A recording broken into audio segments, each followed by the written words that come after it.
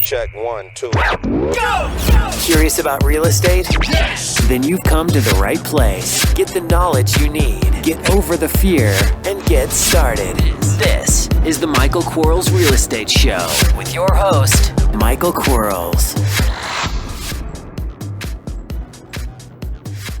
Hello, everybody. Michael Quarles with podcast 101. We have the 5 questions sent in by investors like yourself who had a question, needed an answer. And remember, if you have a question, send it to support@bsffacademy.com. Again, support@bsffacademy.com. Here we go. Question number 1. At what point would you justify the cost of using CRM systems like Infusion Soft?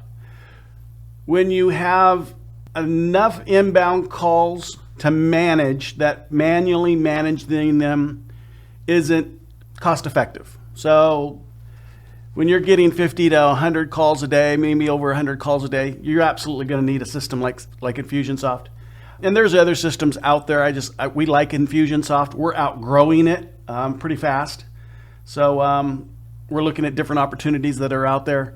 The big component for us, and you might want to think about this for yourself as well, that you want to be able to tie your phone system inside of your CRM system, your email system inside of your CRM system, and maybe your text system inside of your CRM system.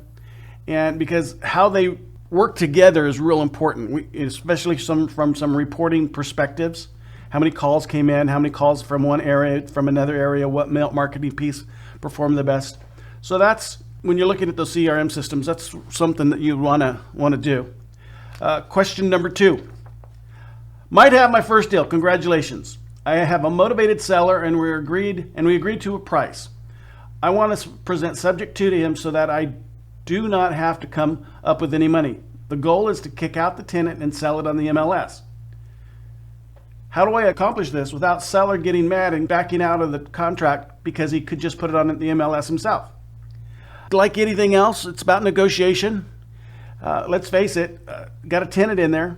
It's going to be a reason to go ahead and do a subject to over a cash purchase, because we have to mitigate the cost of the tenant. And rather than giving you less, then that's going to offset it for me so I can get that tenant out. I'll take care of that tenant and fall forward. But you can't always do it. I mean, we can't always do it, unfortunately. If I could, we wouldn't be asking our friends for money. So that's pretty simple. It's not simple, but that's the simple answer. I apologize. Question number 3. I'm going to start marketing to Johnson County, Kansas. I'm so sorry you're going to do that because you can't get lists. You're going to have to go to your title company. They're probably going to give you a generic MetroScan list. It's not going to have some of the same criteria. So what you're going to need to do is filter back and use some logic. And some of that logic's going to be if MetroScan, which I know they can give you length of ownership, you're probably going to have to pull back to like 10 years so you can make sure that you have some good equity base.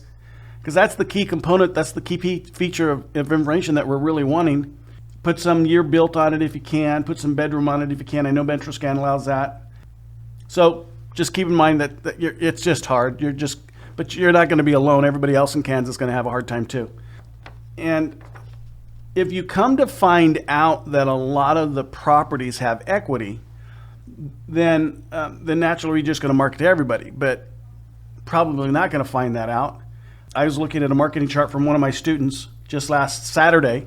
Yes, I know I worked on a Saturday, but it felt good. It felt good to give these guys the time that they needed to have given to them, and so we worked on a Saturday to do that. But he has about a 50% market equity base, which is really, really healthy. A lot of people are still under that 30%, but his is 50% or more, so that means every other house has equity. So from a cost perspective, he could, if he didn't want to buy a list, he could probably hit an area, 100% of the area, knowing that a majority of the properties, or at least half the properties, had an equity base. And that may be what you have to do in Kansas too. But good luck on that. Let me know how that goes. Thanks for listening to Buy, Sell, Fix, Flip. We'll be right back. Are you running out of leads? It's time you tried Yellow Letters at yellowletters.com. Get motivated seller leads through yellow letters, postcards, zip letters, typed professional letters, greeting cards, door hangers, and business cards. Yellow Letters is a full-service marketing company created with your success in mind. Get the personal attention you need to get your direct mail campaign started and get in touch at yellowletters.com. And we are back in 3, 2, 1. Question number 4. What sort of campaign tracking systems do you use?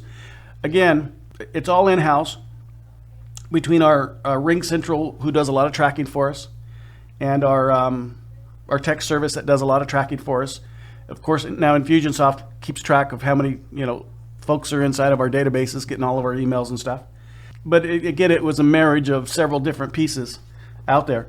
And again, I'm gonna, if you go that route, make sure you have to go that route, because just having a tool just for the sake of having a tool that you don't really need to have, I'd rather you just spend more time or more money on marketing pieces and doing the deals rather than not pretending, but working on stuff that you really don't need yet.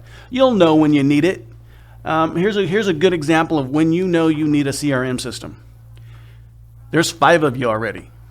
There's 5 people working in your office or wherever it is, and everybody needs to start seeing the information that someone else has. So that's just that could be a good litmus test for you. Question number 5. I have a wholesale deal that I was going to list in the MLS as soon as possible. My realtor suggested that I do minor repairs, $5,000, to open up the buyer pool. Since it's located in a small town, he also believes it would then sell for $10,000 more.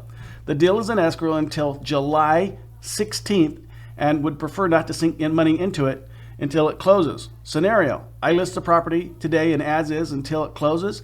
If I have no bids, then do minor repairs and list it again. Could this hurt the property being listed twice in such a short term, especially since it's located in a small town? Well, here's the deal. I have a hard time. Okay, so let's look at the $10,000 here. I know that that's going to cost you 8.25%. So what's 8.25% of 10,000? $825. The minor repairs is going to cost you $5. So now we're at $5,825. So $5,825 minus 10,000 is a little over $4,000. And then you have the time and to hold the property while you're doing these minor repairs.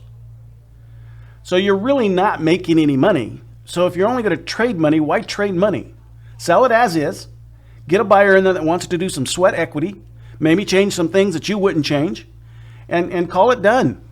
Now, the reason that realtors want property, bless their soul, bless their hearts, they want property that looks good is because it makes it easier to sell for them. It makes it faster for them to do the deal. There's not as many headaches on renegotiation when the inspector that does the home inspection comes back on a big old fat report about how bad the house is. But stick by your guns. This is what we do. We buy houses for as is. We sell them for as is value. So that's exactly what I do. I don't know if I would put it up on the market twice. There are some things that you can do to disguise it a little bit. So if you put it up once at the value and then second time the other way, and I'm not suggesting you do this, but it has been known to happen, where you kind of fludge a little bit on the APN number, maybe get a couple of the numbers, backwards, dyslexic kind of thing. So it really isn't showing up twice because everybody uses APNs as the guidance, and or some MLSs allow you to go ahead and put the address in. Maybe you could work something out there, but I wouldn't. I would just. It's not enough money. 5,000 make 10,000 when it's not really 10,000. At the most, it's 4 if you don't have to hold it. Yeah, I just wouldn't do it. But great questions. Boy, I can tell that people are getting interested in the Alex and Ryan system, because when we start getting CRM questions, that just means and tells me that people are liking what they're hearing on that. And remember, if you want to hear those daily deals, go to the Buy, Sell, Fix, Flip Academy site. It's a small monthly fee, but we're putting up a daily deal a day. And so you can hear the real deal, what real people sound like, what the real motivation sounds like, how we are negotiating with them, how we renegotiating with them, especially for the person who asked the subject to question. We have one up there, that you can listen to, that you absolutely can get the information you need to fall forward. So that's available to you. And I appreciate everybody sending them their stuff in, and I absolutely enjoy doing this. Until next time, bye-bye. Thanks for listening to the Michael Quarles Real Estate Show. Get more info and stay in touch at michaelquarles.com.